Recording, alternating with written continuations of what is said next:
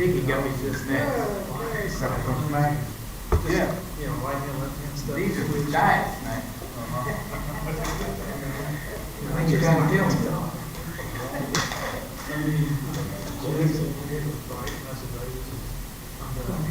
Oh, Lord.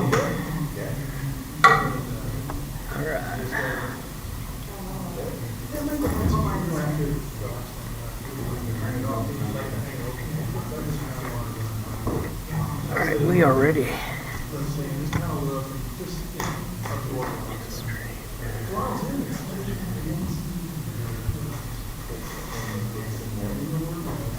You trying to give me your diet snack?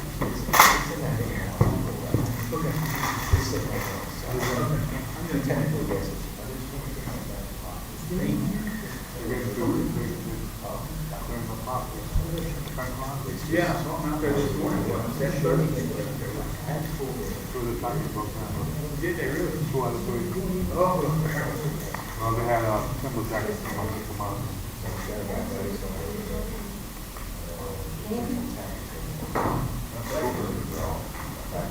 How far are they going to clear over? enough to the front, to the fence line, I think, to the fence line all the way down. And then you go, and then you gotta go back in that way. To the right. To the right. Yeah. Makes a little Facing bit south. better. Yes, exactly. So we Yeah. can clear that area and then probably go down a little bit more. Enough to clear over this, maybe right. Maybe we can comply, but that's one of the stuff that requirements that one on Right. one of the violations. Yeah, that was 6 or 7 is I just shot pictures of them for my reference. Neither of them.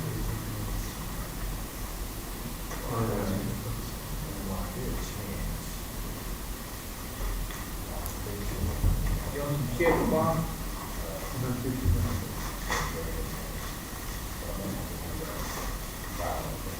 Not bad.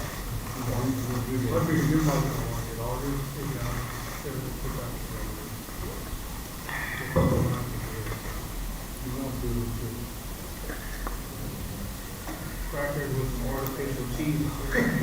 hold up with dinner time together. That's right. That's right. He's not gonna be, that's pretty good. I'm not saying. Drove into a way out there in Del Rio. 27 miles off. And I told you, when I finally got to where this guy was at, I thought, oh, for 10 minutes, I back down. He said, it's 2 hours, back down. He get something. He said, I keep sardines up here in the barn. We have some sardines. But I'm hungry, so I eat them. Yeah, sardines and mushroom.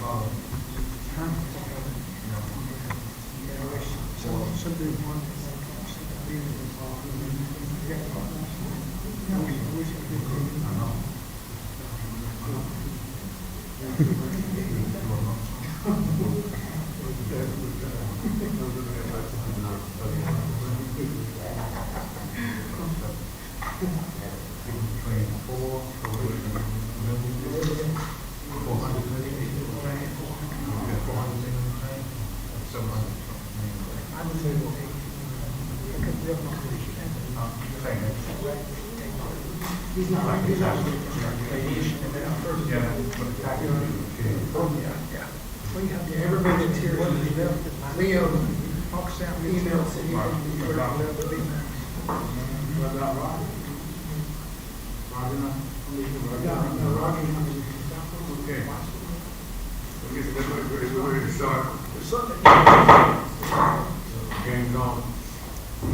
Okay, I'm glad you guys came today to help us all figure the mark on our project for the city, and all the improvement and the maintenance that we need to look more, support and help. We'll start them on by having a roll call. I said something, Mr. Addy, is it all right? Yes, sir, I'm here. Okay. And Mr. Reno, Mr. Alice here. Airport Board, Bob Martin, Airport Board. John Williams, Airport Board, John Newell, Airport Board. otherwise known as Dustin. Greg Logan, member of the board. Good deal, okay, we'll have our implications and pledge and flag. Y'all please stand. Look at the implications first.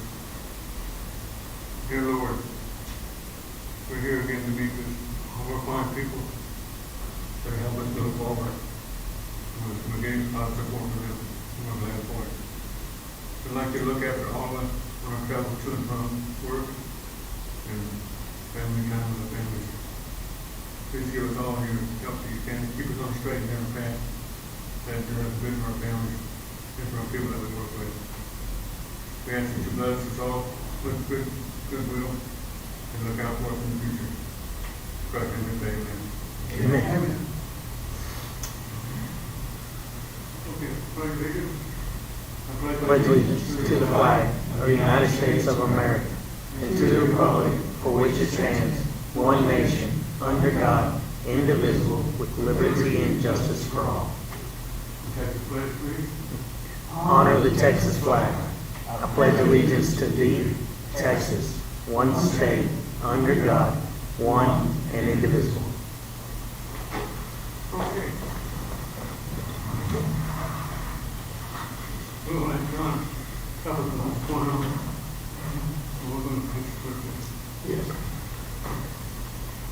I have officially resigned this position, and John and I are going to switch.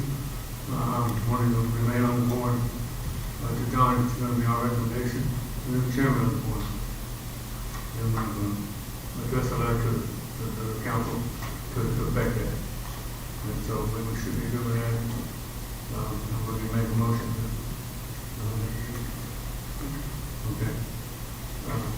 Please don't come to do that for you.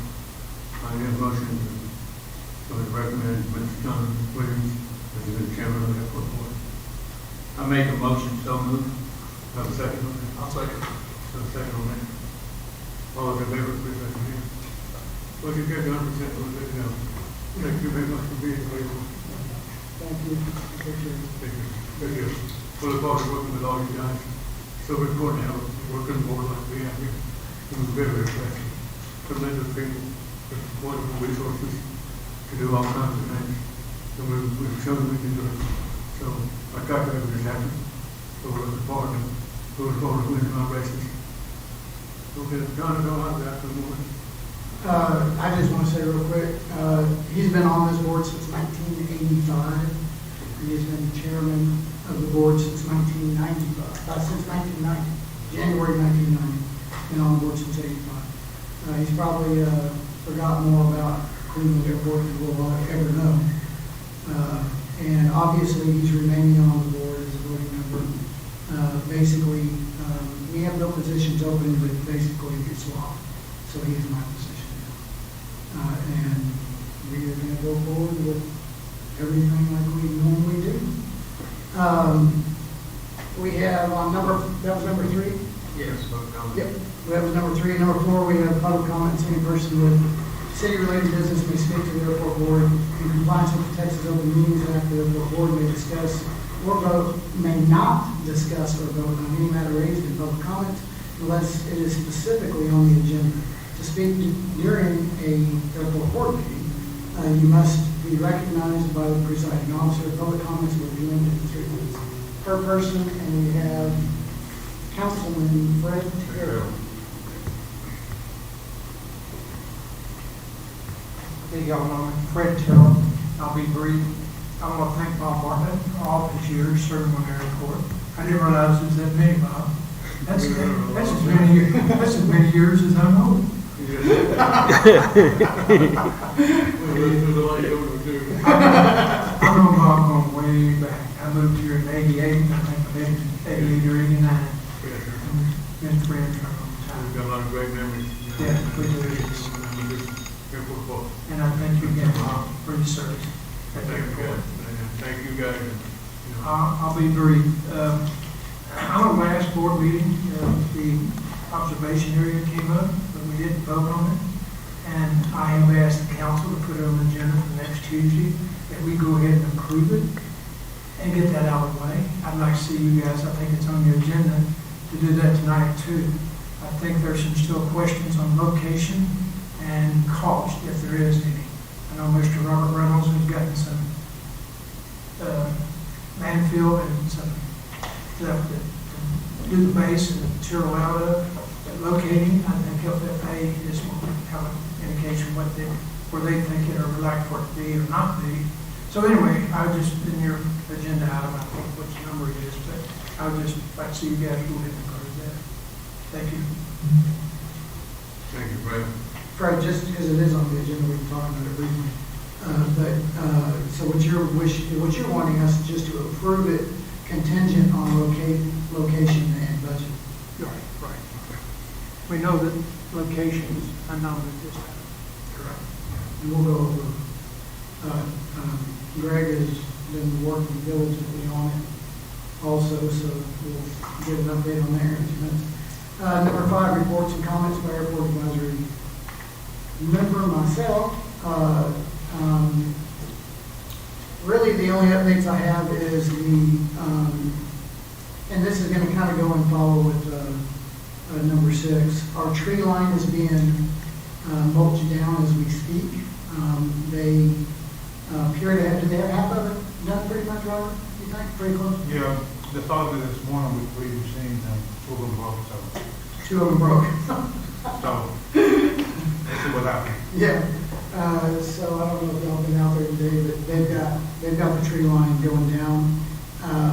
We got the bids wrapped up on that last week, and obviously we were able to get a little bit of time, but because of people being out of town and at a conference last week, so we got that bid done, and they already got started on the leaf. Runway dirt.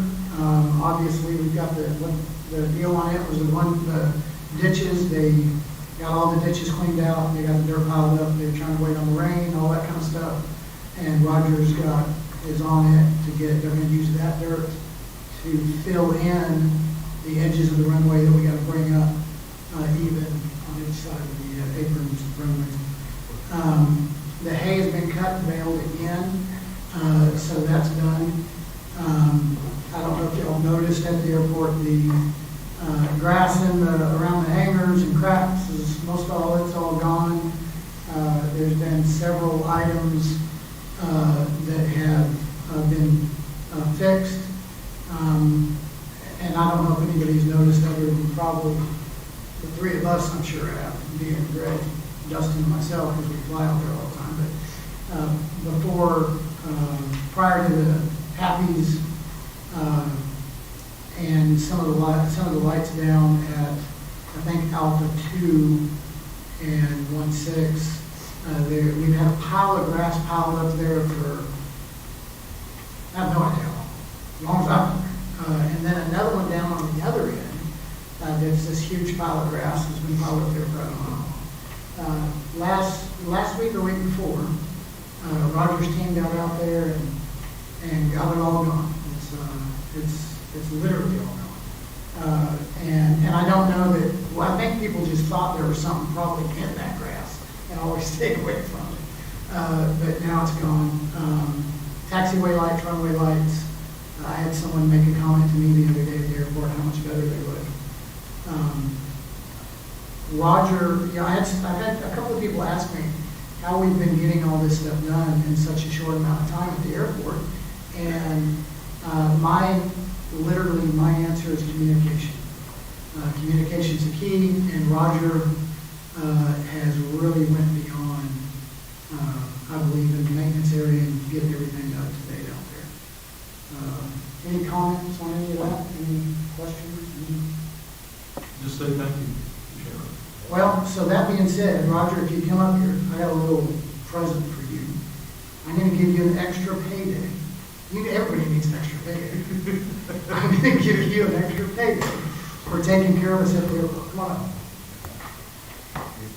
So Roger really has. I mean, I think in the last couple of months, we've gotten a lot out of Roger, and I do want to give you an extra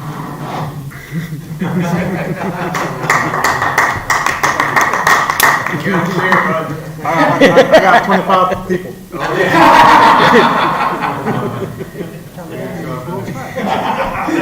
Yeah, you get a sharp knife. If he really works, he'll get a big one, right? Well, actually, I'm gonna be honest, Alice saved me on that. I got him a big one this morning and left it on my desk when I went to work. Ran to Alice and she was able to dig one up for me. But my hat's off to them. They do an awesome job, and it just has gotten better and better. And being the board members, if we hear something out there that needs to be done, let me know. I mean, Roger, his people really have done a lot. They've gotten a lot done and continue getting a lot done. I think on the projects, I don't think there's yeah, I think we're pretty much getting those all knocked out. Any other questions or anything on what they on projects? I kind of took care of number 5 and 6. Number 7 is approved minutes from August 7th, 2023, from the previous airport meeting. Dickie sent me those the other day. Make a motion to approve the minutes from August 7th of 2023. I so moved. We have a second from Greg, a motion from Greg, second from Eddie Stein. All in favor? Aye. Passes unanimously. Minutes from August 7th, 2023 are approved. Number 8, proposed airport board or airport observation area update. I'm going to let Greg start on this. Him and I communicate on this on a very regular basis. Good, well, thank you. I appreciate that, John. And before I begin, though, if I may, I'd like to thank Bob for all his service. I think you began when I was in the first grade. I mean,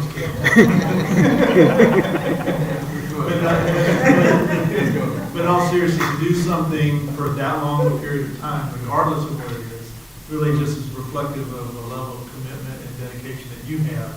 And I just know that I haven't known you very long, but I can only imagine the impact you've had over the many years you've worked on this. So a lot of good people, a lot of good boys coming out there. Teamwork effort, the big things don't happen. So we've been blessed by a good group of folks to work with. So it's all good to be in that effort. So thank you very much. Now, I know, Fred, you talked about the observation area, and you mentioned that also, if I recall, last meeting.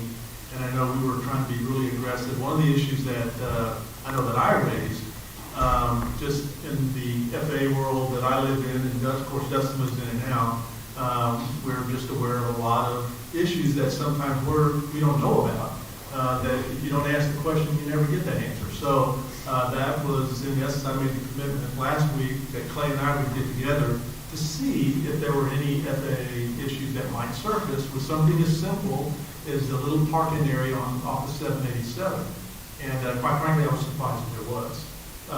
What happened was I made contact with, and I'm just to do a real quick summary of what occurred. I made contact with the FAA's regional office in Fort Worth in their airports division.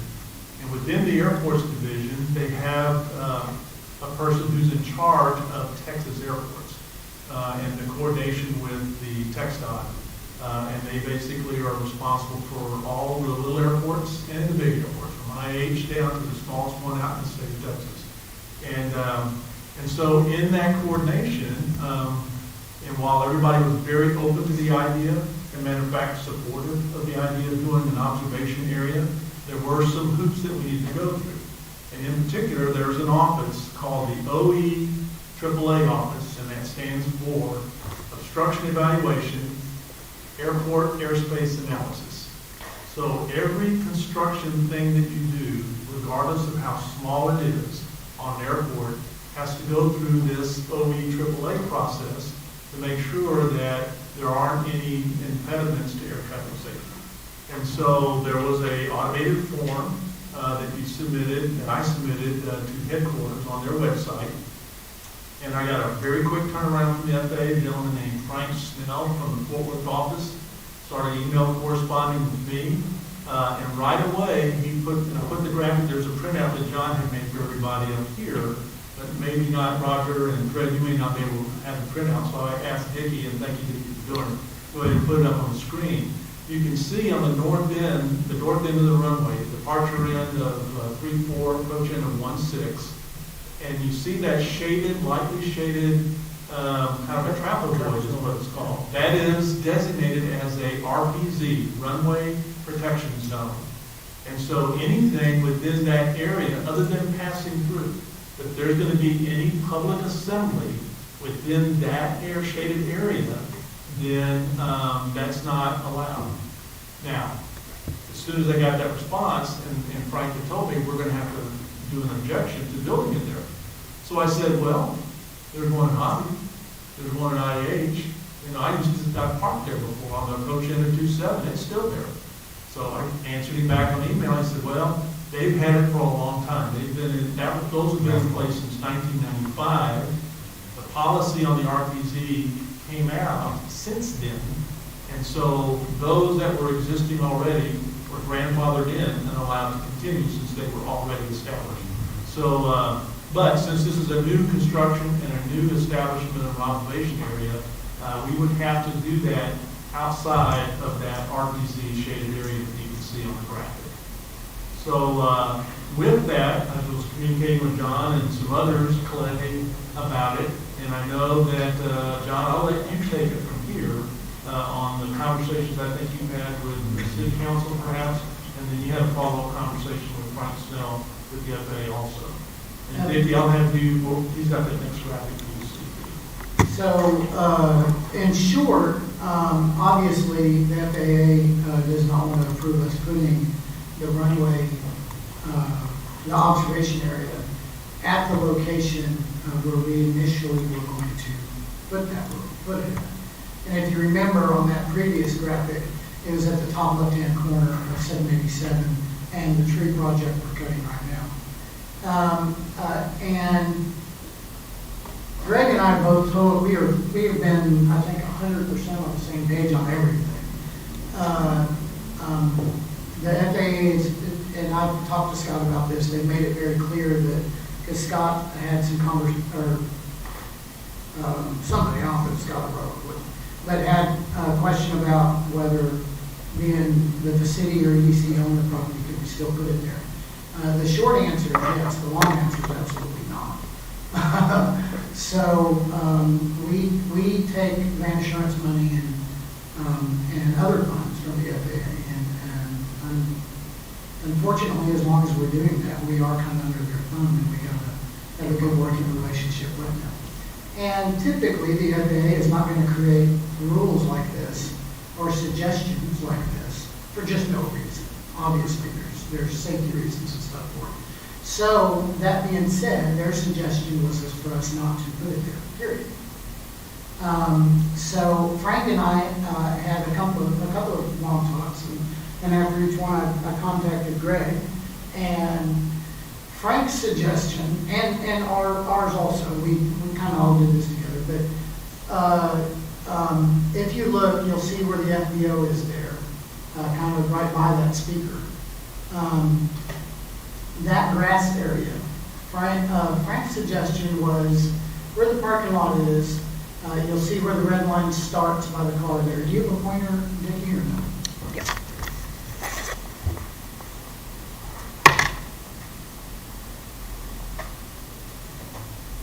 The only reason I know this stuff is we deal with I'm also chairman on the zoning board of adjustment, so we have to deal with this stuff all the time. But, so right here where this line starts, right here. This is the public parking lot, just for anybody that doesn't know.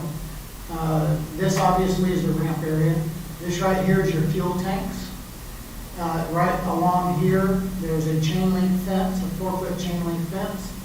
Approximately right here, there's a 4-foot pedestrian gate, walk-through gate.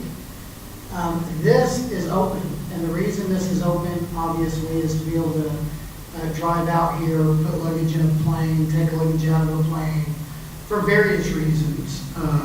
There's several reasons.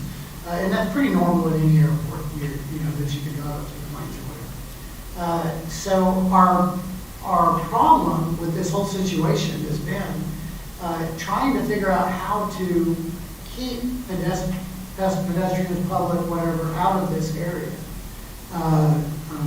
So Frank's suggestion was, hey, let's put a double gate here, or if you want to accommodate the pilots, the people that are renting hangars out there now, the city's customers that are currently there, do an electric gate there, an automatic gate. That way, they can still drive back and forth through there. And talking to Frank, Mr. Snell with FAA, also the double gate, or an electric gate, is going to be a little bit more secure than just double gates also, because you're going to have a code to get in with that gate. I've spoke to 3 different airports since that I knew had this exact same situation. And they have a gate at the front entrance of their airport, as we do. And then they have a gate to get, like this, to get into their ramp area also. And depends on who you talk to, they have 2 different codes. A code to get into the front of the airport, and then they have a different code to get into this gate. That way, the people that you give the code to come to your airplane can't just go use that code to get on the ramp. But different opinions on that.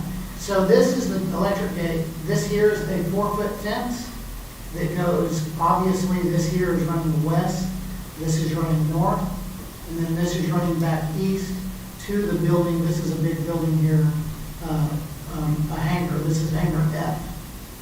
F is in Frank. So his suggestion is we could run a concrete area right down here. You see where the green line is. Run a concrete sidewalk and do a concrete area out here, or asphalt, some kind of hard type surface. I probably wouldn't do crushed concrete in this location. Obviously, airplanes and everything else. I probably wouldn't do crushed concrete here, but and that's everybody, whatever opinions one has. But asphalt, some kind of type of hard surface here, benches, picnic tables, whatever. Also, the advantage of this that Frank brought out is these white lines right here. Those are your 1,000-foot markers for your runway for 1-6. So when the normal place to land at is going to be literally right in here. If you go out there and watch planes, 90% or better, probably, except for you. Not counting him. But most people, trainers and everything else, they're going to land, this is where they're going to land at. These markers are the same on the other end for 3-4. You have 1,000-foot markers there also. So actually this area, 1-6 is a predominant runway. And so this is what gets used the most. And then also from here, you don't see it, but right down here are the 1,000-foot markers for 3-4, and about halfway down the runway where a lot of this, all the action is right in here. So that was kind of the suggestion that that would be a way that we could keep the public away from the taxiway, runways, ramp area, airplanes, that kind of thing. Then another suggestion that's come up just in the last day, if that, actually, has been, can you put the other one back up there, please? Do you want? And not a suggestion, just different areas to look at. Greg and I spoke about the other one. This one here just kind of came up. So this is where we were going to do it at right there. The suggestion, or not suggestion, the question is, can we run a road down this tree line and do it right here outside, just outside or inside, whatever, just outside of RPZ area, that runway protection zone. And I have not spoke to Greg about this. In fact, I just got this brought up to me by a city official just this morning. And I have not talked to Frank Snell about that. I haven't talked to anybody about it. And we can I'll talk about this. My initial thought on it is I think it opens up, you have to run a fence all the way down there, separate off the runway, the whole area, run across Concrete Road all the way down there. The distance of that is probably 1,000 feet. So it's going to be a significant amount of money too. But then on top of that, and Dustin and Greg are going to be a whole lot better at this than I am. But if things go south around here, the closer to the runway, a lot of the times is when it's going to go south. If you have an overrun of this runway, you're going to have an overrun from 3-4, if that makes sense. So if you have an overrun of this runway, that's just, I think, a bad place to be, in my opinion. But I don't know. I mean, Greg and Dustin are going to have probably a better. I think technically speaking, you have to stay outside of 250 feet from, or 200 feet. 250 feet from center From line. the center line for the runway safety area, right? So anything that you did would have to be outside of that. That's why we're taking the trees down. Correct. Right, so if we're only taking, 30 feet of trees away up to cover, then you're gonna have to take additional trees out to make room for the road and whatever you want to build a parking lot out-wise, so that it's outside that 250-foot line. Okay, so it's outside that 250-foot line. Yes. And I think that, I think it's just cost effective. Something that we got to look at. I know that we need to look at, we put the other one back up, didn't we? I know that we have to look at different areas. I don't know. I mean, I think that the area, in my opinion, Eddie, you got an opinion on this thing? I'd like to know a little bit about the gate system in the sense of it's locked at night, I'm assuming. Oh, well, actually, I'm glad you said that. Actually, the observation area, will you go back to the other one for me, Jim? So, this observation area, we're all aware of where it's located, correct? Yeah. Yeah, Next okay. to it. So this observation area will not be accessible to the public after hours. What's that? What's after hours? Well, that determines when we get to the management position. We don't have hours set for the airport now. Correct. So typically the gate is opened up around 7, and Dustin is usually the guy that's out there really, but I think the gate's opened up around 7:30 in the morning now, 7:30, 7:08. The main gate. Yeah, the main gate. Yeah, we're talking about the main gate. It And depends. And it really depends on who's coming in, Johnny's guys, that's gonna probably change in around January. It's gonna probably be a little bit more consistent. But, and then it closes again, it kind of depends, but about that same time to 7, 8 o'clock. Are those set on timers? No. It's not, so it's manual, someone has to manually open the gate and you open the same And thing. then close it. manually, Okay. yeah, you enter a code. Currently, you enter a code that opens the gate and then keeps the gate open. And then you enter a code to close it, and that code keeps it closed. And then after it's closed, you enter the code to get in the gate, and it opens. You go in, and it closes behind you. But the minute you enter that other code, then it either stays open for you or it stays shut for you. But this observation area here would not be accessible to the public if the front gate's closed, it's not going to be accessible to the public. Now, if Greg wanted to take his kids out there and watch planes in the middle of the night, or watch whatever in the middle of the night, he's going to have access, or one of our tenants will have access, obviously, to the front gate. We have a couple of city councilmen that want to go out there and watch planes. Of course, people are going to have access to it. But the normal public will not have access to get into the airport. They don't have access at night, so they won't be able to go out there and watch planes at night. And there's really not a lot to watch at night. The septic system on that, the septic system is on that south side. Don't a couple of the spray heads come that way. So, so we kind of looked at this, or I went out and looked at it. If all we're gonna do, if this is the location, and Greg and I don't think are saying this is definitely the location. are we? No. So, we're not saying this is definitely the location, it's just an option, and it's kind of what Frank Snell, had brought up, you know, in the area and stuff. This area, and again, it wasn't a push, they weren't, Just a suggestion. suggesting it or anything else. Yeah. Well, I think they were suggesting it, but they weren't requiring it. No. He did say, though, that should the city decide that on this location, it would not have any FAA objections. He did say that. Absolutely, and he even addressed with me, and probably maybe even since with Greg, that literally, he said, if you do kind of what Greg's already done here, and send that to me, he was basically canceling the other project because of, we aren't putting it there on the previous location. And he said if he wanted to open this up and do it, he We submitted a new request. yeah, submit a new request on this. He told us exactly how to do it, which it looks like Greg's kind of already done it for us, but how to do it and get it to him, and he'll get it approved right away.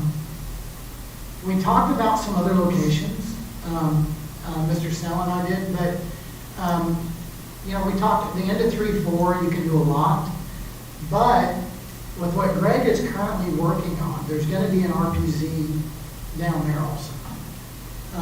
So that's just something you're going to end up having to deal with also in the future, a runway projection zone for 3-4. May I ask you a question? Yeah, absolutely. Can you, with your pointer, there's a hangar, and that runs east and west up there. Can you show where it ends? Yeah, where's the end of that hangar? Right where his red line is right here. I don't see a red line, but I see your.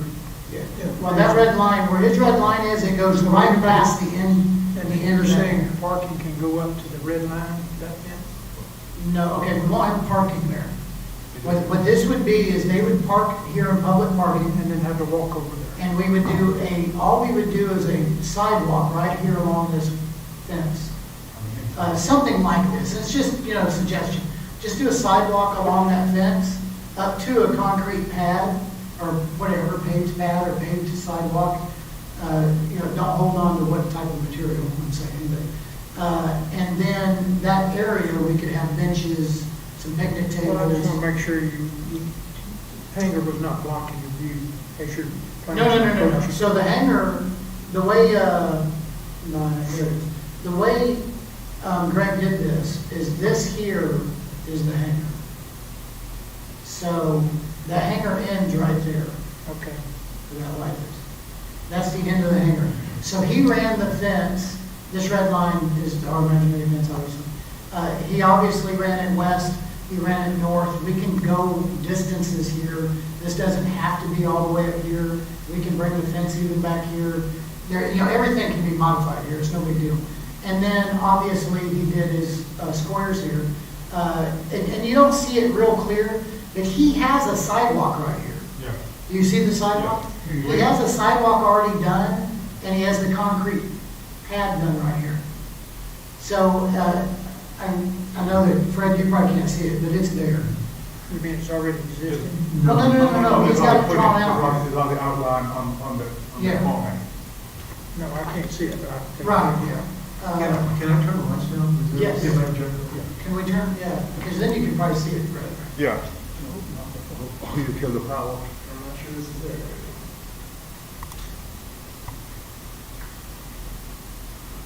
There you go. I can see the building, yeah, I can see. Into the green? Is this better? You're saying someone's outline where the sidewalk would be? Yeah, see, this is, he's got the outline laid out right here. It's just someone's drawn a plan view. There you Yeah. There you go. And the people at home, I know, probably can't see nothing here, but, so we apologize for the people at home watching. So, yes, there, can you see the sidewalk now? So he's already drawn this out. And that probably would be pretty close to, you know what I mean? And Roger's the builder here, but, that would probably be pretty close. I think, Fred, if in that green box area, if there were tables set there, you can see the approach in, actually, I think you can see 787. Yes. So the aircraft that's on final, that final approach over the fence to the touchdown zone, you'll be able to see all of that. Takeoffs, landings, it's really a good spot for that. Okay. In both directions, you can see 3/4 directions. Some advantages, and I'm not necessarily pushing this, there's probably some other ideas as well, but this particular one, the advantage to it is that it's fenced off, so you can segregate the public from aircraft operations, so there's safety piece of that is covered. It's also within the view of the terminal building. So the airport manager's office, and whoever's there, managing, or the presence that we're going to have during the airport hours, they can have a visual and kind of just provide a little bit of supervision to make sure everybody stays within the fence area and no one's getting outside of that. And that's the other part about it only being available and open during airport operating hours, is that you can have that supervision easily done for the segregation of the public and aircraft operations. So I think it covers both the safety side as well as the ability to observe very well the airport operations. And then there was concern on restroom facilities on the observation area on 787. Well, this would solve that too. You have restrooms right there for, obviously for the public if they're, when they're watching planes. Well, as we know now, it's going to be a slow progress. A lot of people are not going to know we can do this until word gets around and you can go out and watch it. Well, I agree to an extent. If we utilize our Facebook pages and our social media, I think that the word would get out there pretty quickly around the city of Cleveland. We have access to different kinds of news sources around the city. I think that it could get out fairly quickly if it's promoted correctly and promoted the right way. I mean, I think that it could get out very quickly. It's only the news of it's only going to get out as quick as the city wants it to. Let's be honest. I mean, if no one says anything and don't use the social media sites we have available to us or the news sources we have available to us, I mean, Blue Bonnet News is at every single city council meeting. Then obviously, yes, it could take long. But I think that if it's advertised correctly and marketed correctly, I think that the city could get a response fairly quickly, I think. I mean, we get people come out and want to look at planes all the time now. John, I have one question. I see that, Will you pull that mic up there a little bit? I'm sorry. I see that the sidewalk area going up to the terminal stops at the other sidewalk. We might want to take that on around the corner there, and would it be ADA approved? Say we had handicap folks come out there and wheelchair. Well, I think it's 32 inches. Well, I don't know what it is here. 36, and it has to be, I think it's 36. But, so yeah, that would be no problem. And I do see what you're talking about. And you got to remember, Greg actually did this off of a old. Well, I think actually Frank did, but Frank off of Google, yeah, he did, yeah. And so, yeah, off our conversation, but yes. So That brings up you would want to bring this, technically, you would want to bring it into this, Yeah. but also you don't see it. There is, well, I'm not positive. I think there's a sidewalk right here too. If there's not, you would want to bring this into this sidewalk, and then you'd want to make sure where that red line is there, Right. that there is a sidewalk, either zigzag it or make it straight, the sidewalk to this parking lot. Something else to bring up is, do we have handicap capabilities to get in the terminal? Is it ADA approved to get in, say for the restroom? Yes, I think that's all currently ramped right now. So that Yeah, red there- line is not there, so you have to go into the asphalt through the open gate, and there's a ramp. I don't think there's steps there. This is a ramp here. Right. And it has a handrail and all that. So this is a ramp that goes from here to here, and it's an ADA ramp. I know the front doors are ADA. At least I believe they I mean, are. I like the idea, I'm just trying to think a little bit outside of what we might need to change a little bit. Well, I mean, realistically, that's all on Roger, right? Yeah, Roger can do anything. So, if I could interject here, I think what we're doing here, to kind of go back to Fred and his public comments, I think what the council's asking the board to do, at least I'm trying to get this straight in my head now. What the council's asking the board to do is to approve a concept, not necessarily the location or the budget, but just to say, do we or do we not support the concept of an observation area? That's all they're asking. All they- So that said, then we have some time to work locations. And then the next step is, once we say, okay, this is where we want the location to be, then we can get into the weeds of the engineering of all the ADA stuff and, how the fence should be and all those kinds of things later. But, And that's correct, and the city manager already has an idea of the funds to pay for this Right. already. So, but yeah, I think all the city's wanting is us just to, they would like to have a vote on the observation area contingent on location and budget. okay, and assuming that the board does make that recommendation to the city, I would make a recommendation that we also seek input from the airport tenants. I mean, there's 2 or 3 people here that have brainstormed this idea. There may be other ideas we haven't thought about that would work really well as an observation area before we actually decide. So just as we work the location piece down, assuming of course that we recommend, then it might be really good to get some airport tenant input on this, just to make sure we're not stubbing our toe by accident. Absolutely. Go ahead, Lance.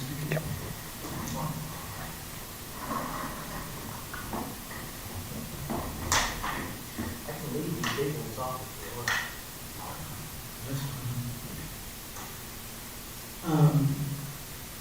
I'm gonna hold on to that if you're gonna do it again. Okay. When you put that money stuff up there. And that's the purpose, obviously, with the airport board, in my opinion, is to kind of bring together the tenants of the airport with the city of Cleveland and the public of the city of Cleveland, where it all kind of works together. Obviously, we know that the airport, municipal airports, they benefit the municipality with its end. But also, you gotta look out after your customers at the same time. And I don't know, I guess we need to figure that out, but I don't have an objection to approving an observation area contingent on location and budget. But I think it doesn't need to be contingent on location and budget. Obviously, we don't have either one. I do think that this is probably a good start. Scott and I are supposed to meet out here, and I was going to see if Greg could possibly do it. I'm waiting on, Scott's going. And I did want to tell you all that I knew that Scott, the city manager, and Robert Reynolds wouldn't be here. They had some prior commitments out of town. But we were going to walk in probably towards the end of next week, and just kind of beat some ideas around. I think this is a good start. Do we need to make a motion on this to go ahead and get it started? Yeah. And just to let you know, the city council, I think their opinion, their idea on this is they know how long it takes to get something done through the realm of government. And so if we can at least start getting that going, I think is their point. But yeah, that's what we need, is a motion to approve the observation area. If we're going to do that, a motion to approve the observation area for the Cleveland Airport contingent on location and budget. If I may say, after the last airport meeting, comments that I heard was, why didn't we do it? Why didn't we do it? And I see what we're talking about. If it's 3, 4, 6 months from now, we can pull the plug on the whole thing. Yes. If financing is not available, we don't know it's going to cost too much, or if we can't, get the proper location, then, just pull it. I'm just trying to get, the old saying is we keep kicking the can down the road. And I know that's happens in EDC, and that's why I'm trying to say, get the approval for the past us, all 3. If EDC is going to be involved in it, maybe they're not, so we don't need that approval. there's Forest Council and Airport Board, and then, like you said, I hadn't thought about your tenants out there, but they might know how to say so. I kind of think of restrooms kind of a nice thought, but also don't forget that is a college lounge. Do they want some kids coming in there? Well, I was gonna bring something up there when we talk about the hangers, so fix that. Well, and I understand what you're saying, but at the same time, it's still a public, City of Cleveland public building. And the restrooms are separated from the pilot's lounge. So, yeah, I don't really think that we have much of a say-so, to be honest, because it is a City of Cleveland public building. I mean, as far as the restroom. But I do understand what you're saying, and I think that, I don't think that we have a lot of say-so on the restroom situation. I think that Greg has a very good point, I think all of it ought to be honest, because of that being, as far as this area, being able to be visible from the FBO, you're going to be able to watch those people there, to an extent, like Mike said, it's going to keep the honest people honest. And that's what it's going to do, that forklift. It does have access to restrooms. So I do see your point for sure. I do think that Greg is completely correct that it wouldn't hurt to talk to some people that, I won't say live out there, but the tenants that do rent there and at least get their opinion that we are very limited where we can do an observation area. We are so limited. Once you saw the runway protection zone, and us being out there all the time, it's a little different because we're out there all the time. And you doing it on the east side of the runway protection zone, you can't see the runway. The Quonset hut and with the Quonset hut, hangars A and hangars B, you just can't see it. So we'd be wasting our money and our time to do that. If you go back to that one. Yeah, so if you look, it's hard to see here. We're getting there. Yeah. We got the print out here, it's easier to see. So right behind the Quonset hut though is another area that's wide open. But there is a road that goes right here that you could extend off that road and go behind the Quonset hut, and you can see everything from that area as well. But again, there's a septic system that's attached to that Quonset hut. I don't know exactly where it's at. I think it's right in here too, but it's a traditional septic. I think it might be abandoned as well. That was just a secondary spot that you can see everything. It's just the fencing. You would have to fence a lot more to get to that spot too. And I think when Mr. Snell and I were talking about this on the phone the other day, we were both looking at the airport on Google Earth and going over different kinds of locations, even following the road, extending.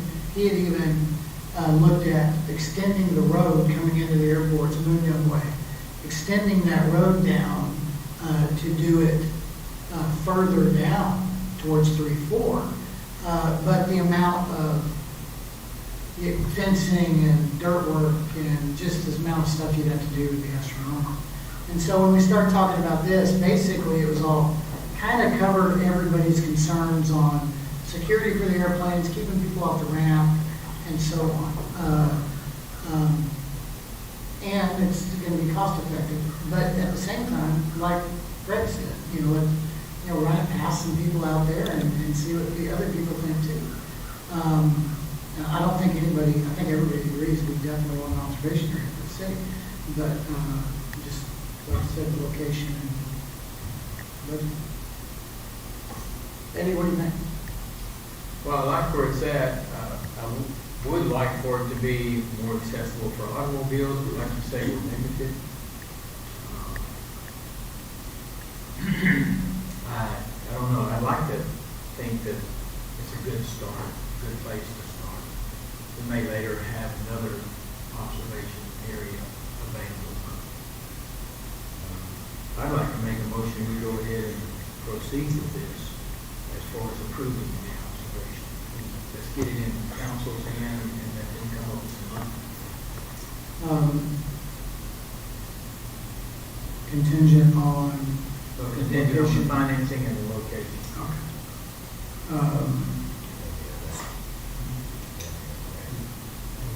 And the FAA, here you go. yeah, so we have a motion. Be approved by the- Yeah, so we have a motion to approve the observation area contingent on location and budget. Any other And discussion? location is FAA.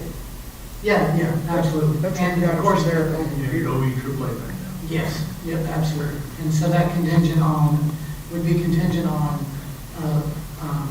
location and budget. Yes, location's contingent on the FAA But anyway. you can go proof of FAA also. Yeah, we can put that in there too, if that was, contingent on location, budget, and FAA. But location's gonna be including FAA. Right. Because things may open up later on where we can build a second observation, maybe for automobiles where people can, where they don't have to get out. Correct. But right now, at the back of the terminal there, that definitely keeps us a little more safety minded, being able to watch people. Maybe later on use it for something else, being that it's that close to the terminal. Okay, so we have, any other discussion? So we have a motion to approve the observation area at the Cleveland Municipal Airport contingent on location, budget, and FAA. Do I have a second? So we have a motion by Eddie Lowry, a second by Bob Bartlett. All in favor? Aye. Motion carries. Okay, so that takes care of number 8. We did approve the observation area contingent on location, budget, and FAA. Number 9, I was going to kind of have Scott do the airport manager proposal update. I can kind of do that. So, as everybody's aware, we had, they put it out for bid/proposals for the new airport manager. We currently got 3 proposals back on that. And they are proposals, so the city has got to figure out what direction they want to go on taking one of the proposals or bringing the position in-house. And that's what the city council and the city manager and the mayor have to kind of figure out for us to see what manager we're going to end up with. And that being said,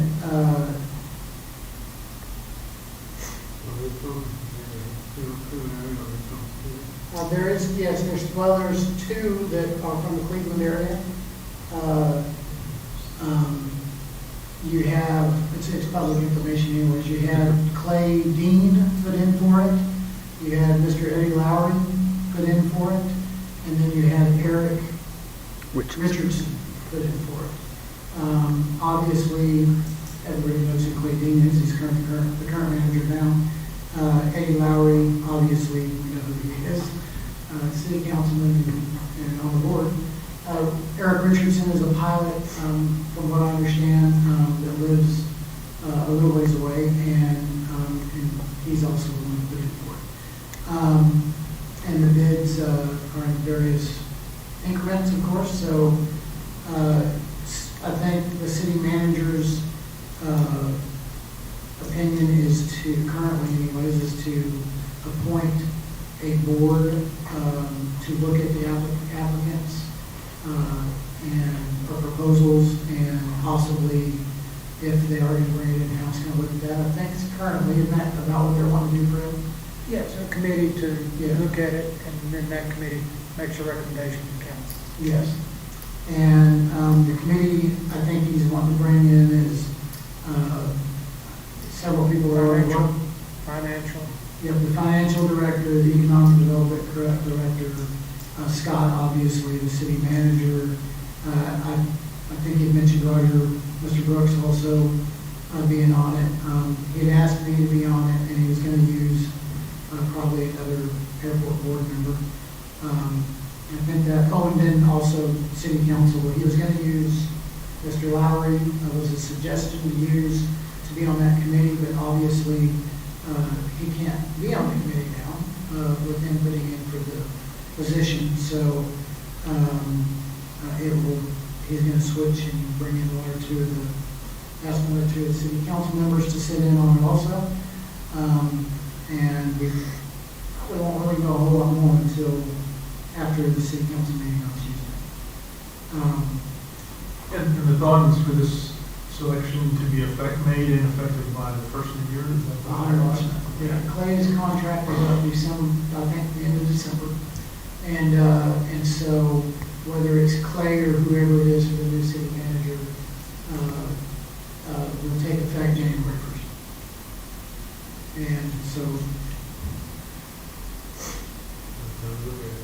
yes, yep, that's, well, so we got time to look at it. Any comments, questions, concerns?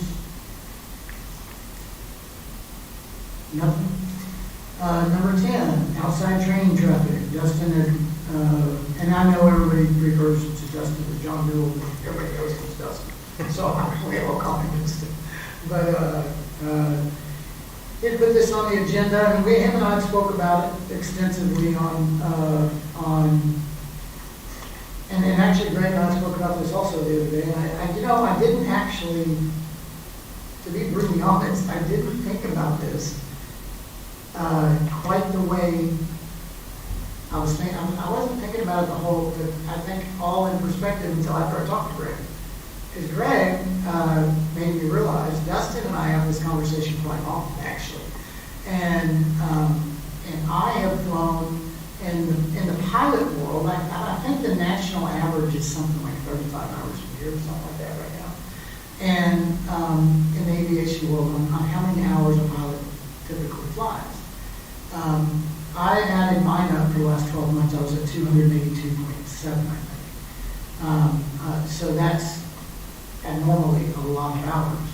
I think Greg said that he had flown around 50, 60 hours last year. This guy flies probably, you fly 400 hours a year? Well, I just did my medical today and had to update it. I did last 6 months, 305 hours. Yeah. So he's a CFI, he's a flight school, he just does a lot. And so he obviously is on the other end. He's way over. So that being said, Dustin and I deal with that airport, coming into that airport, a lot, a whole lot. And I fly a plane that's a little bit faster than most of the training traffic and most of the traffic at the airport. So I'm really conscientious of coming into our airport because I'm going to be quite a bit faster than those planes coming in and the traffic pattern and several other things. But they always make room because we have a lot of training traffic at our airport. I've been in there before with 8 planes. It can get crazy. And then, with you look at Greg, who's flown 50, 60 hours, he don't experience it as much as we do. But that being said, I know it does. Well, I brought this up because a lot of train tracks over at Conroe, and I was just over at Conroe there today. They have, that I know of, 8 training schools. 2 of them are very major training schools. One's ATP, very well known around the nation. Well, when they come, they get basically kicked out of Conroe due to saturation of the pattern. And that's a controlled tower place. So they're kicking them out because it's too much. Well, where do they go? To us. They come over to Cleveland. Now it's become a safety issue in our traffic pattern. So we're putting 3 to 4 ATP airplanes in there, 3 to 4 U.S. Aviation Academy airplanes in there, and then maybe 1 or 2 stragglers from Hooks or wherever, and it becomes a rat's nest. And the way that they teach over there is completely different than how a lot of us teach our patterns. We call it a B-52 pattern. They call it an airline pattern. And they drag us out in the middle of nowhere. And if you see what's around our airport, it's trees. So what we teach is keeping a nice, tight gliding range within the airport. Well, you know, I've been known on the frequency a few times to, you know, I would say chastise, but maybe correct them on what they're doing. And what they're doing is not exactly wrong. Gently suggest, right? Gently suggest. You know, a gentle bet sometimes is what I do to them. But it's really become more of a safety concern for our local pilots utilizing that airport. And it's not just that. It's also, they have no benefit to the airport. They don't provide a benefit to the airport. They don't stop and get gas. They come over there and they just use us. So what's your suggestion? Landing fees. Other airports we've talked to, Catula was one of them, it's a city-ran airport, and there's others around Texas. They basically have had this exact same scenarios happen when the big flight schools move in, San Antonio, New Braunfels. They have to basically impose landing fees to get them out of there, or stop and get gas. Give something back to the airport. What if we just say a posted fee on the gas, but we give them a discount if they... Absolutely, and that's where the conversation we've talked about, the conversation needs to be struck up at these flight schools over in Conroe by either the city or the Newton airport manager, and saying, look, we want you guys to come here, you know, within reason. Yeah. But we're either going to have to impose a landing fee for training traffic or outside traffic, however it gets worded, or stop and get 5 gallons of gas, 10 gallons of gas, whatever, to benefit the airport. Why don't they get gas at our airport? Well, that's another thing. And our gas is going to, I hope, going to eventually come back down. But still, at that, they get deep discounts. Even what you see posted over at Conroe, they have negotiated contracts over there. They can still get 30, 40 cents off a gallon for what we see. Maybe not quite that much, but they do get discounts. I wanted to open that up for conversation because it's frustrating as a CFI, as a tenant of the airport, and seeing a couple close calls out there. And I almost had a close call just a couple weeks ago myself when the guy wasn't talking on the frequency. He just come right over the top of me, and I never saw him. You know, that's another outside guy. Let me ask this, if we discount the fuel where they start to use it, then we're adding to the traffic pattern. Well, yes, yeah, and then that was another catch-22 with it too, is that, you know, could we impose, they start stopping now we back up our fuel pumps, and are we causing more damage to it? Right. You know, there is different, but what we do, or have seen, is that once the landing fee is imposed on training school, they'll stop. They just don't, they won't come. Unless they are getting deep discounted gas. Can we do both?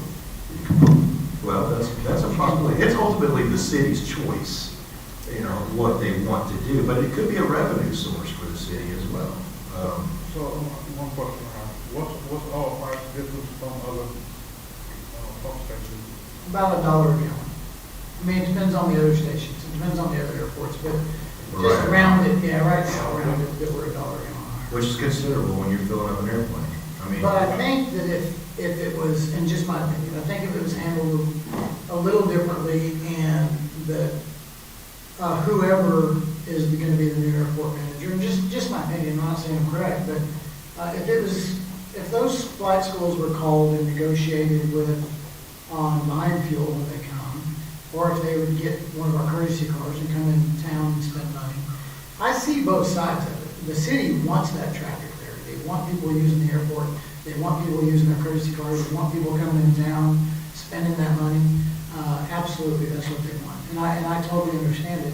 And at the same time, you know, our traffic pattern, if it wasn't for the flight schools, we wouldn't have that issue at all. we would. Yeah, we would.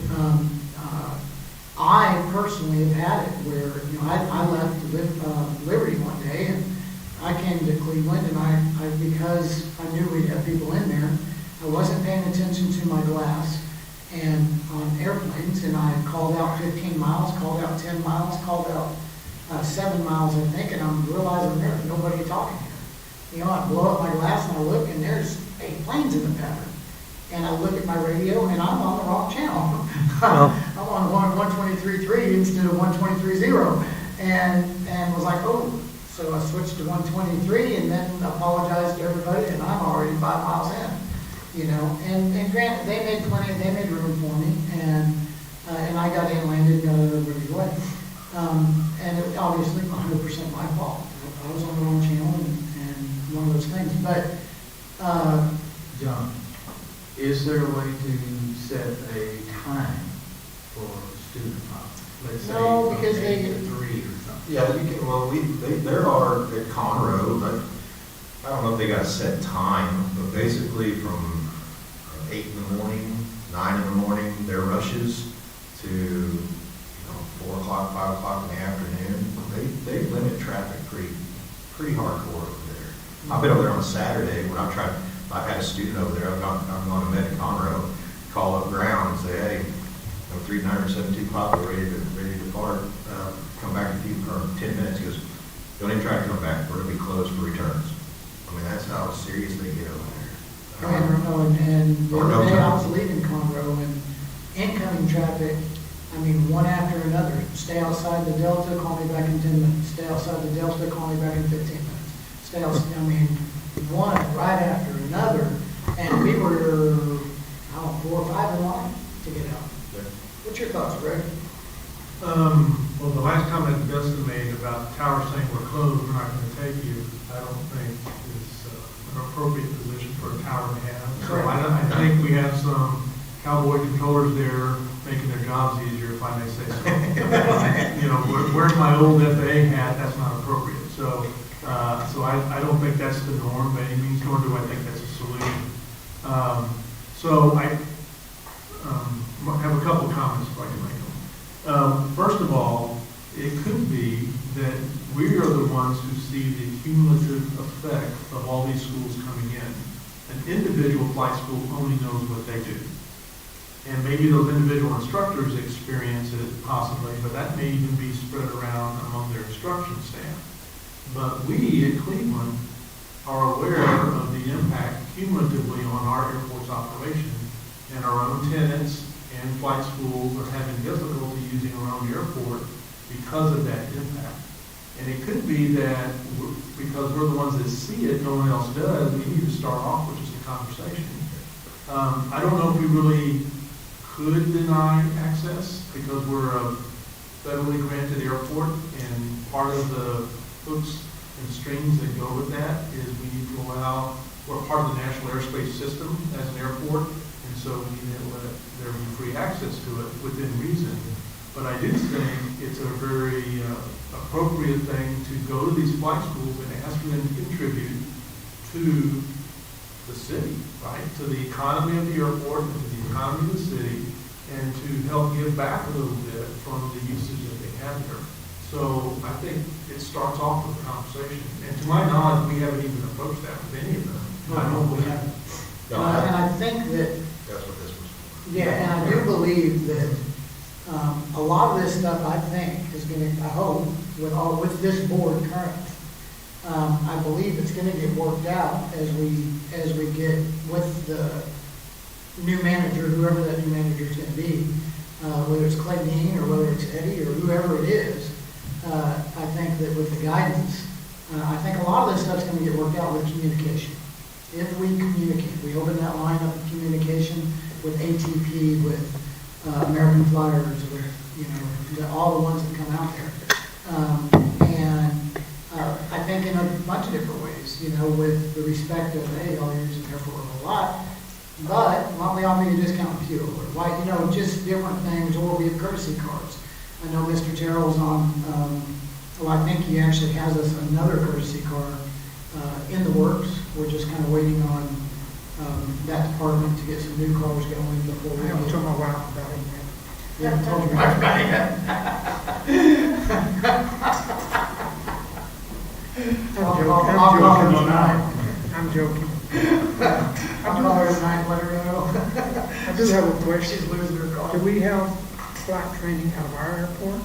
Dusty, you? I'm currently the only one. Only one? I mean, we have some people that do, I mean, Greg's a CFI too, and Tom Street, we have a couple other CFIs. I thought Clay did. Clay's a CFI, and he's got a student right now too. I'm the actual only registered flight school. Active right But now. we have a lot of freelancing that goes on. Yes. I mean, I mean, He probably does more of it than anyone out there. He does a lot of it. I want to say we have 105 planes on the airport, 105 hangars.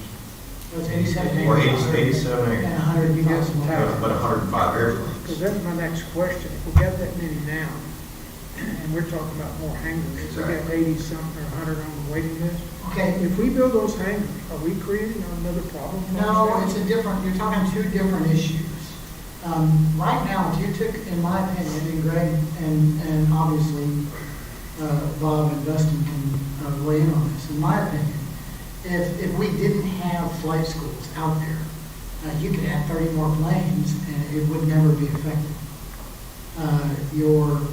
The chances that you fly into our airport and have 8 planes in the traffic pattern that are not flight schools, I would think are almost zero.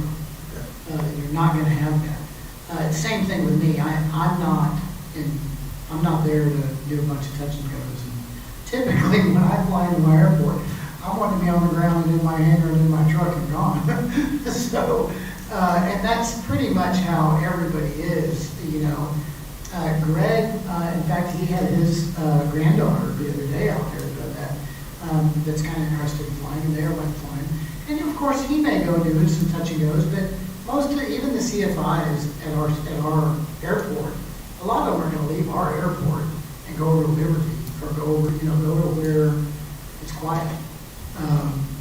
So Hooks and Conroe, their choices of airports that's closest to them, there's really only 2 or 3. You got Huntsville, Brenham, yes, but mostly Huntsville or us. And that being said, if you choose between Huntsville and us, the elevation on Huntsville's runway are 2 different elevations from one to another. It's a smaller runway. It's more, ours is more conducive to. Brenham is too. And just looking at live traffic right now, there's 3 privates, and they're all private. That comes from, they're all in Conroe, if you click on it. That's in our airspace right now. So that's the PA 44, that's the actual, that's 515X. There's the other one from 515X. So yes, without the train traffic, you would have, I don't think, you all agree? I don't think there would be any issue whatsoever without the train traffic. No, it's just the congestion. When you got 8 flight schools operating out of Conroe, I'm talking small flight schools. I mean, ATP, I think, has, I count on their ramp today, they had 12 Cherokees sit down. So, So that means there were 12 students with the pilot. They have oh, no, no, hundreds of hundreds of students. students. And they 2 or 3 in the same thing. Oh, yeah. Oh, they have- Those planes do not stop flying. No, yeah, they're fine. Okay, all of them. So we've got to come up with a system of reaping some benefit out of these guys, And plus that's- also kind of altering the scheduling of flight schools, like maybe we could do it Monday, Wednesday, and Friday, and just throw dates out at times. And the communication with those flight schools might, I don't know, Greg, I mean, would it be a problem with the new manager going to those flight schools and saying, hey, can we do Monday, Wednesday, Friday, or Mondays and Thursdays? I mean, I think it starts with, you have to start the conversation, right? If they don't know we have a problem, and we don't tell them, they don't know we have a Then problem. they don't know we have a problem. It may be something as simple as, yeah, absolutely. Absolutely. I mean, just what I said earlier about Roger, everybody asks how we're getting all this stuff done at the airport. That's my simple answer, communication. I mean, if let's just kind of flip, let's say you were at Conroe, and all of a sudden the airport manager walks in the office and says, starting Monday, you're going to get a landing fee, you'd be pretty ticked off, right? So, I don't know, that's cool. or, I know what I'm saying. No, but I agree. I'm just making a point. Or somebody can come to your office and say, look, Dustin, I don't know if you realize it, we're getting killed by all the flight schools here, you're one of them. We're having to come up with a solution here, and before we make any decisions, want you to be aware of it, is there anything you can do to help us out? You know, here's some of the things that we're considering. Before any decisions are made, at least you've had an opportunity to weigh in on the solution. There may be an idea there we're not aware of, rather than coming in with our hammer in our hand. Absolutely. You know, I just think to be part of the general aviation community in this area, there are flight schools out there, and they need to get that training in. And guess who's going to pay these landing fees? ATV isn't, you know, the students are. That's right. So I just kind of want to, I'm just throwing that out. And I think that a lot of it, in my opinion, could be solved by communication from the correct individuals with our airport and the flight schools. I think a lot of that can be solved. But I agree with Dustin. I think it's communication that needs to be opened up. It has to start with us. It has. And I think that we should come up with some ideas. We have, technically, we have 2 more board meetings before airport board meetings. Before January. Should this conversation going over and talking, wait until we have an FBO? So he goes with you? Oh, 100%. Yes. Yes, 100%. I thought we were kind of in agreement. Are we in agreement with that? But yeah, I think that this conversation with the flight schools should probably wait until the new manager comes on. Yes. Or you could go find out what, Well, but you currently do have the manager of the airport right now. oh, yeah. And so I think that my suggestion would be let's deal with it for a little longer and what's your last name? Yes, I agree. Yeah, I mean, I don't know if it hurt if you just pick the brain of one of them and you say, hey, you know, this is what we're thinking about. You know, just have a sidebar conversation with one of every applicant. Going out and actually seeking it to do right now, but you know, it's the congestion is getting pretty bad. And then, like I said, the use of it costs a lot of money to repay the airport. I mean, so when you look at a school that comes over and does one airplane, 100 landings in a week, just one airplane, and they deal with 25, 30 airplanes. I mean, you're looking at tens of thousands of uses on your runway. It's providing no benefit to the actual owner of the boat. But that's another part that we look into. And I think, like I said, it's communication, because I think that Greg made a good point, you know, with the FAA, and I think there's ways to fix that problem. I think there's solutions, and I think communication is the very first one. So we can start selling $100 hamburgers. That's a good way to do it. Well, we can do that now if they would stop and use our courtesy cars and go to town. But then here we go. If you look at I would hope almost every pilot in the world knows what ForeFlight is these days. But if you look at ForeFlight and you look at our comments on our airport from ForeFlight, the first comments are going to be we don't have a courtesy car, we don't have runway lights, we don't have any current ones on there. You know, and again, that's where social media, that's a form of social media, maybe which way you look at it. It may be conducive to aviation, but that's where we probably need to do a little better and get on there and say, you know, now we do have courtesy cars, we do have new LED runway lights, you know, that kind of thing, to where they will stop in and use our courtesy car and go spend money in our account. What, y'all talk about the number of hours you can spend flying. What seems to be the most popular? Weekends, during the week? Actually, weekends are actually kind of dead out there. Are they? I say dead. It's not.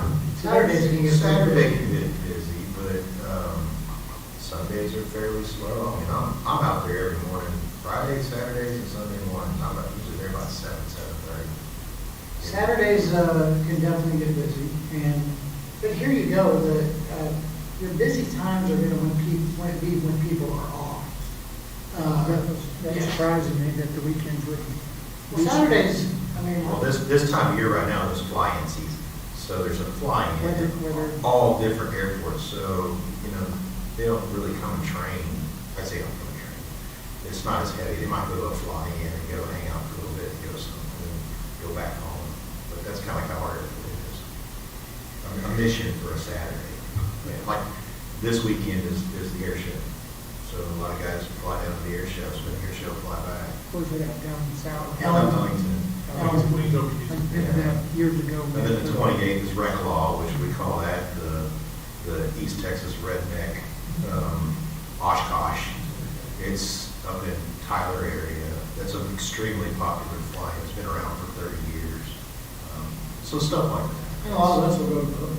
I mean, I'll be at the air show on Sunday. Has Cleveland ever had anything like that? We have had air shows in the past. That's another part about the seating area. We used to have flower bombing and little air races. Bring the community together. We talked about having crawfish boils and trying or flying hamburgers and stuff like that. I think it's coming. Everybody. Every time Dustin flies, it's an air show.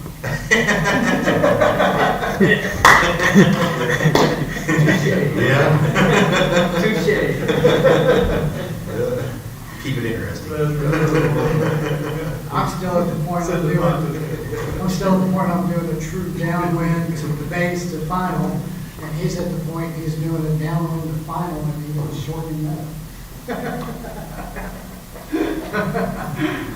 He just comes over the Quonset and lands. Well, I am glad Dustin brought this up though, because it's been an issue that people at the airport have been talking about. Well, he's talking On, about water cooler kind of discussion. Everybody's talking about it. It's an impact.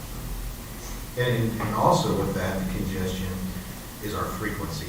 And I know it's not on here, with something we can talk about later, but with our frequency is 123.0. We bring 8 more airplanes in our, or say 8 in our pattern. That's not our only frequency. We have, I think, 9 satellite airports that utilize that frequency. Beaumont, Coulter Field over in College Station, Nacogdoches, Lufkin, Houston Southwest. So, beautiful Saturday, right? Lufkin gets slammed for burgers. Everybody goes up there for a burger. So what do we hear the entire time? You cannot get a word in on the radio. So I think with that is another discussion we'll have in the next meeting is trying to find the resources to change our frequency spectrum. We talked about that. Well, Greg. the FAA. Greg. But I had. Y'all think Greg's here just for a brief I just days? know protocol. I don't know what to do. So years ago, I brought this up to our FAA guy. Are you picking on Greg? Just a little bit. He owns it. I'm taking my shots. And somehow that frequency was approved by the FCC, but was not installed by the FAA. So, it wasn't managed by the FAA. And it does when you come in and there's several planes in traffic pattern and you have a radio that can pick up Lufkin and they're busy. It can, I know in my specific airplane, I hear everybody. And you're waiting to get your word in. So, so it's definitely, I think that we need to just keep that again on the agenda. And keep it on it, and let's keep the communication open on it. And obviously, at some point, we need to,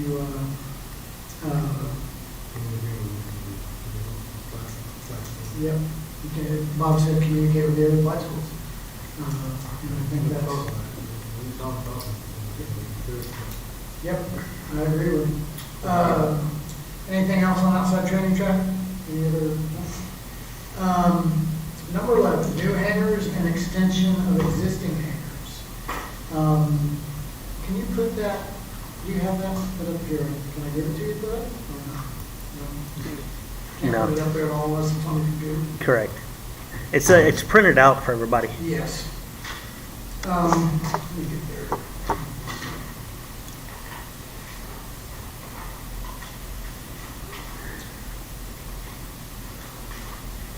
I am going to give mine. Fred, do you have one, Fred? No, I just have. Here, I get mine. There's some extras down here. Okay, here you go. Why don't you and Roger If y'all don't mind, grab, come Roger, up. yeah, Roger. We'll get you two. Okay, I got you. There's one right here, there's one on the bottom of that. Oh, here's one, right? So, we have several things on the hangars topic. All this is, that we're looking at on these numbers, is just a little quick thing I threw together, very quickly, obviously. And that's based on, it's not written on there, it's based on 1.8 million. And the reason it's based on 1.8 million is because, I know y'all don't see this, but the last bid we had on doing 30 hangars came in at 1.8 billion, 1.8 million.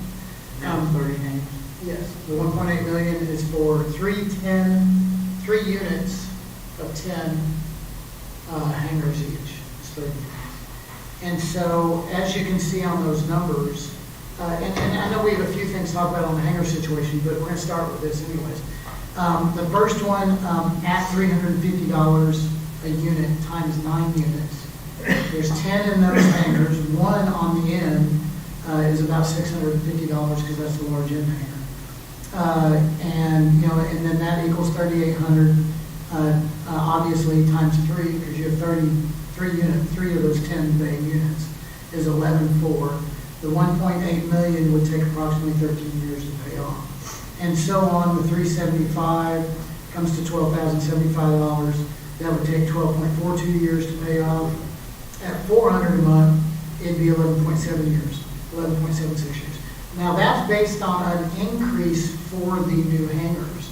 Our current new hangars are based at $325 a month. I think that's correct. Yeah, $325 a month.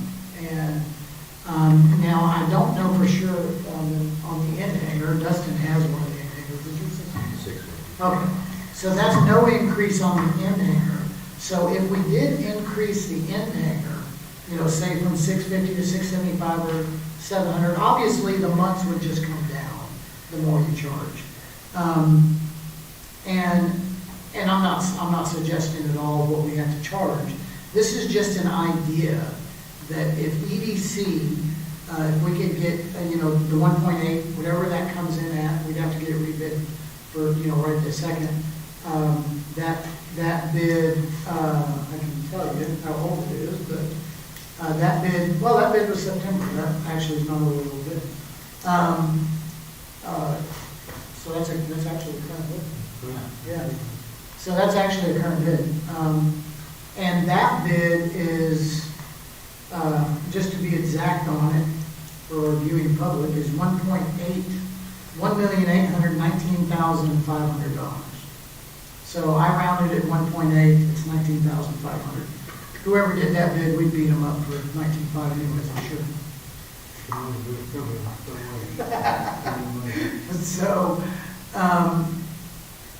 And the whole purpose of this, obviously, is to see that the rent off those hangars would pay for the hangars and pay for the bill entirely in this amount of time based on these numbers. And I know I ran these numbers kind of quick and everything, but they're correct, obviously. Let me put them down. I don't see us putting up those new hangars. And are you double checking on that a little bit? No. Okay, just want to make sure I'm right. I don't want to give him ammunition to go back to me with. But I'm not saying even that we had to do an increase. I just did it based on the 350, 375, or 400. But here you go, your worst case scenario, between 11 and 14 years, you would have all of that paid for entirely. It would cost zero. There wouldn't be any out-of-pocket expense. The 1.8, but it would be, obviously, it'd be paid back. And you wouldn't have to dip into any other funds to pay it back. It can totally be paid back off of the revenue, off the airport and off the revenue from those 3 banks of hangars. Any questions? We went out there that way, already, this thing was built, 2-3 years ago. So, we are collecting a decent rent, youth services and other management, and a lot of maintenance, so it's a great program that requires very little effort on our part to put together. It's just some big metal buildings that's on the airplane, and the maintenance on is minimal, and the effort to make it payable thing is black and white. I mean, we have two projects in hand, that the city's doing, and show that this is how it works. And everybody's excited before you drive the last day on the building, all over winter, and you just that quick. And with the weather like we have, when you take advantage of this opportunity, that lets us put this together and provide hands for pilots and their aircraft. They don't stay a long time. When they move here, they stay a long time. There's been some old colleges in long night. That's pretty good. So it's something we need to look at, and we can't switch it out without for the money. But John said it's with the EDC. I think we can round up money for the use of the field like we did on the last two. All kinds of things we can do for financing. But now it's time to start the process and get them cooking. The money out there is great, proud of a big convention of rail property. This is what I was using as an example of Epcot and hanging marvelous rail investment. And we have to show what we have on both sides. It's a good deal. And we're going to finalize the numbers pretty quickly. Still is going down, by the way, what's going down, and it should, those things will be a little more lesser as far as steel prices. So we're looking forward to it. But we need to think sure about it. Put something together and make it happen in the city. So, and I agree, and I think that we need to meet with the EDC. I talked about going to the next EDC meeting and using that 3 minutes to talk to them, you know, and show them these numbers. You know, to me, it's so simple. The other option, if Vicki doesn't mind, can you put that airport picture back up there with runway projections on? The other deal that we're waiting on some bids on. I think we'll have this next week. And that doesn't really show, well, it does to an extent. If you can, is there a way that you can move that block? Move the bottom. Yeah, move this block out of the way, you know?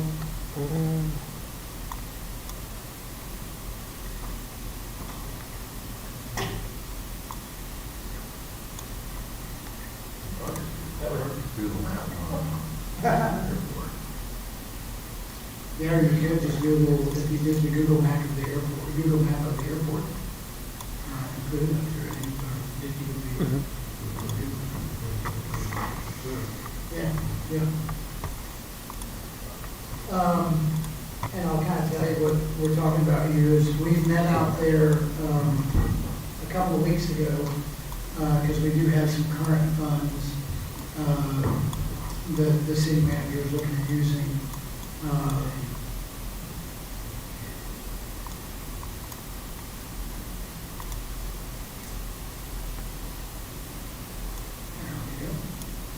I'll just zoom in on the hangars.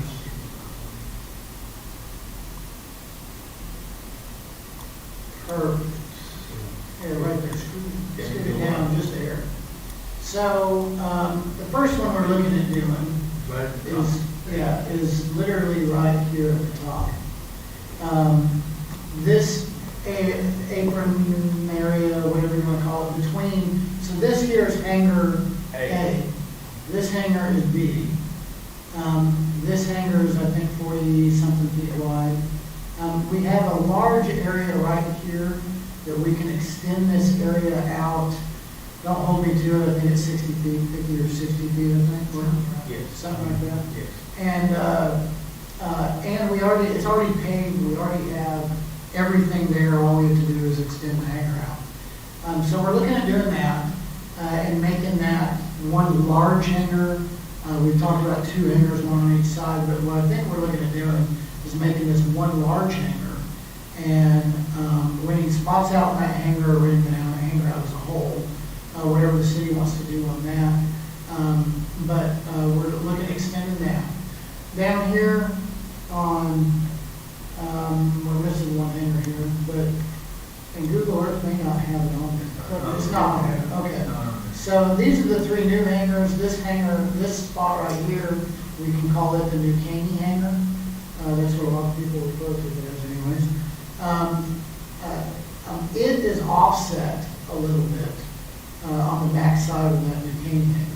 But all four, including the New Caney hangar, all four of these could be extended out quite a distance. And all of this would be a little less expensive than building the 30 hangars, but at the same time, we need enough hangars right now that if we built the 3 banks of new ones and did this, they would all be rented very quickly.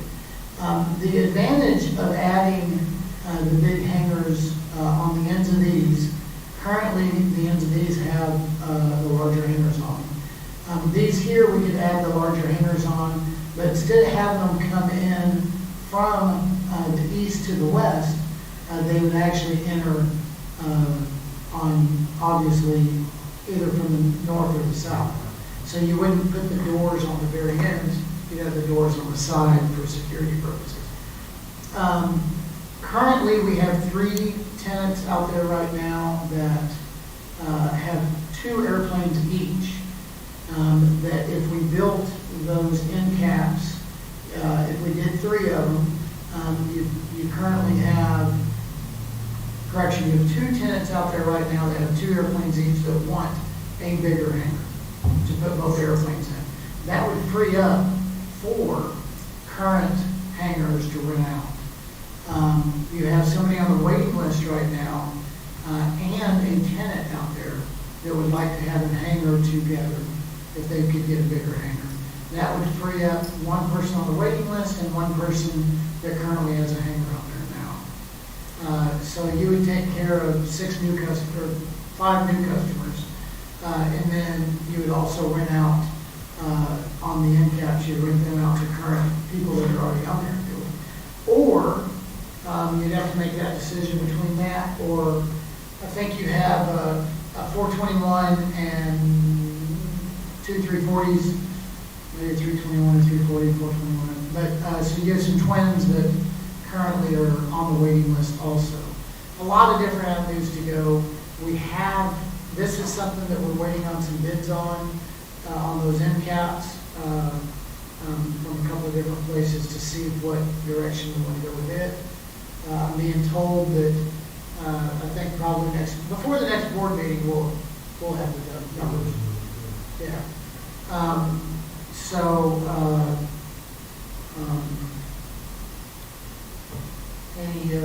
Any thoughts, comments?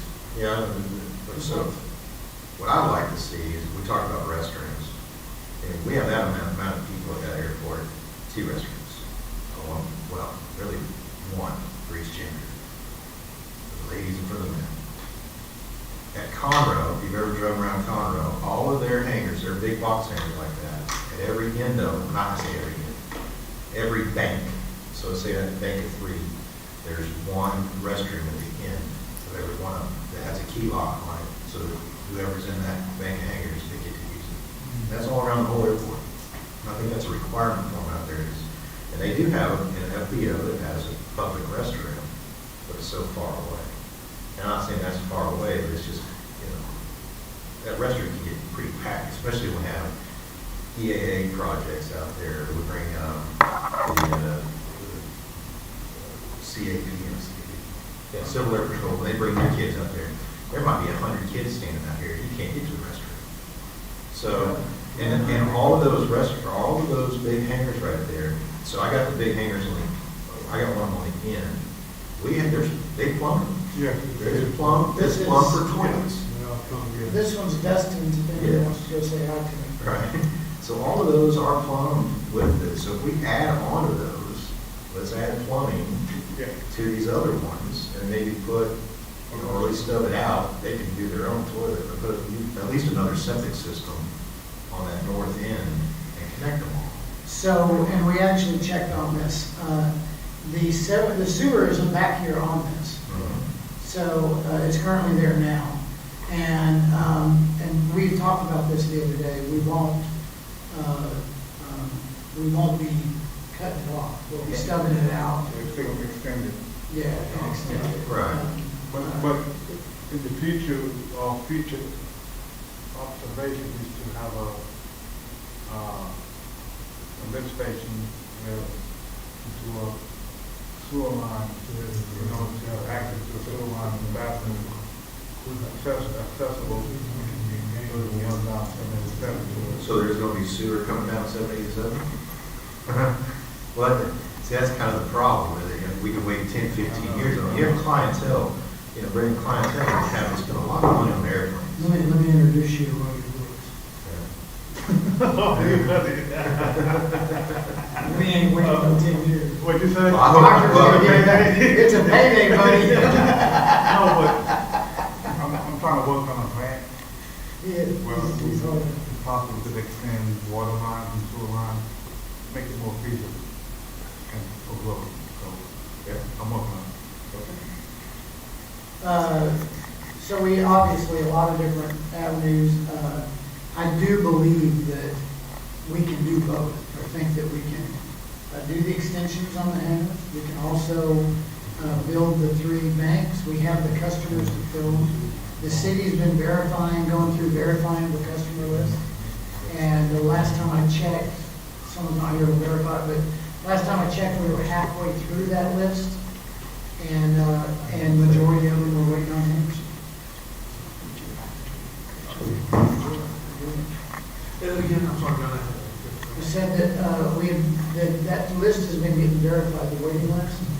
And the last time I checked, it's been a couple of weeks ago, they were halfway through the list. And it's almost 100 people on the list. And going halfway through it, I think 65% of those were still ready for hangars right now. There was some that have gotten hangars other places. They hadn't gotten their airplane done yet on purchase or whatever they were doing. So out of half the list they went through, 35% of them or so weren't ready right this second, but I think it's 65% were ready, if I'm not mistaken. So if that continues through the other half of the list, then obviously you have probably 60 people that are currently ready for hangars right now. I have a question for you. If we put large hangars on the end of those 3, they're not actually bigger than the hangars that are there, just longer, or are they actually bigger, like wider? No, yeah, it's the same width. So if we wanted to extend it all the way to the pipeline, we could. You can still keep extending. Can we use the pipeline, this is my real question, for any kind of traffic? Yeah, so, Roger, we talked about that the Yeah, other day. I think it's something like, it has to be temporary. It can't be permanent. Can't be permanent. Can't be So, permanent. yeah, I think we can go up to the pipeline. Yes. If I'm not mistaken, this is a diagonal. Right. Our land is diagonal here, Right. obviously. So, and the New Caney hangar Right is there. not even with these. Right. So, it can't go as far as obviously this hangar can. We could use the triangle for like a spray field for sewer lines and so forth. Or a ramp there, a taxiway. Could. Yes. But This taxiway, the way this taxiway goes right now, all of this feeds into here Right. and comes around. Where that's how it is currently. Is it, you can see it right here, see it Right. kind of comes through here. Right. To extend this out, you probably want to bring that Around behind all that. around behind it, That's what I was thinking. if you extended those out. So we could actually take the trees down next to the pipeline, use the pipeline basically as an open area, not the tri-hunter area, but. Correct. The only thing is there's a ditch line that runs through here. Stormwater drain that runs through here. We would have to reconfigure that. Right. Yeah. Yeah, we have, I suppose, make it as Yeah. channel. And I was assured by our public works director, there wouldn't be any big issue. Marvelous. Again, Roger Brooks.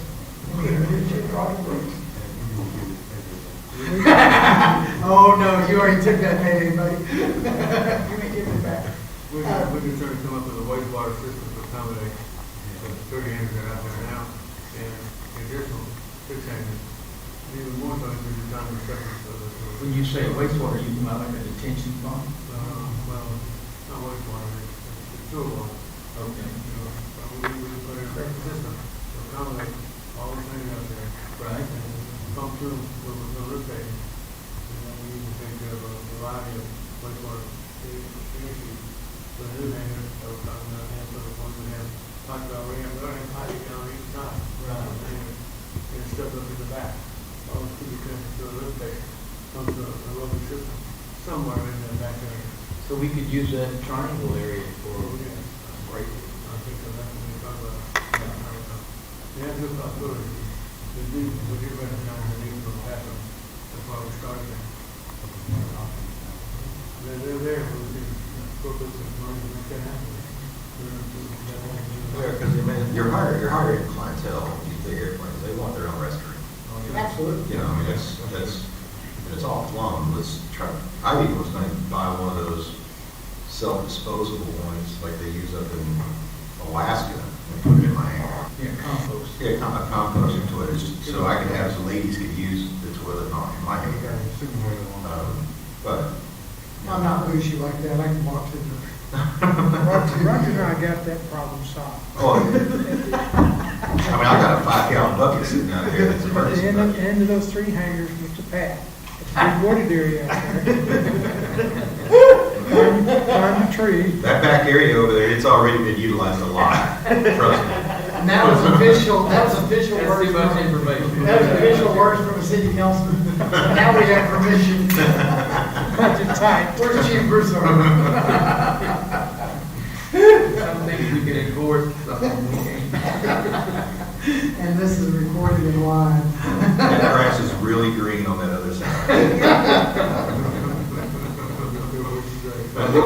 Do we need a motion on this? I go to the FBO.